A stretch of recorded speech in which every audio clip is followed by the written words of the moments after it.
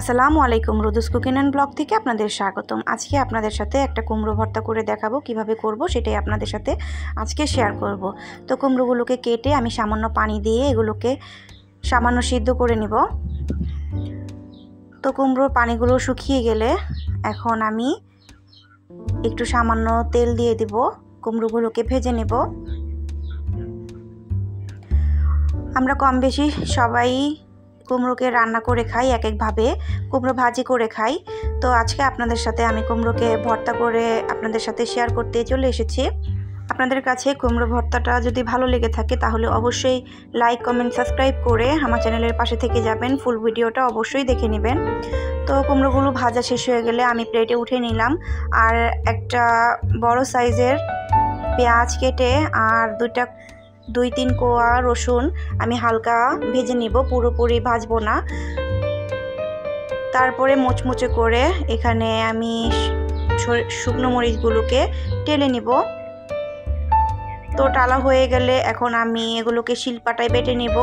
আর আপনারা চাইলে ব্লেন্ডারও করে নিতে পারেন। আমার কাছে ভালো লাগে শিলপাটায় বাটা ভর্তা।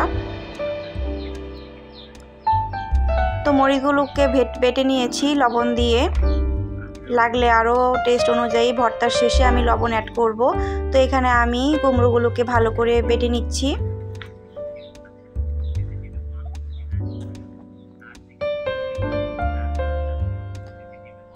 তো কুমড়োগুলো বাটা শেষ।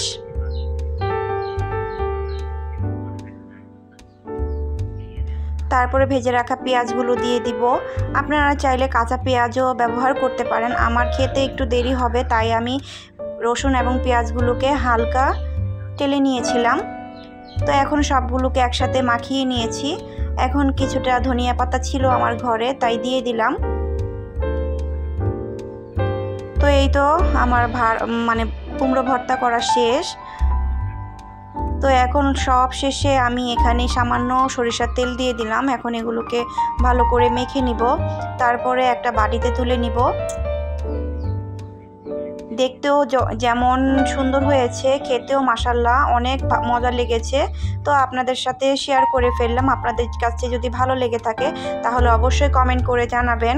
আর একবার হলেও এই ভর্তাটি ট্রাই করে দেখবেন, অনেক মজার হয় খেতে এবং অনেক সুস্বাদু। আজকের ভিডিওটা এই পর্যন্তই। সবাই ভালো থাকবেন, সুস্থ থাকবেন। আসসালামু আলাইকুম, আল্লাহ হাফেজ।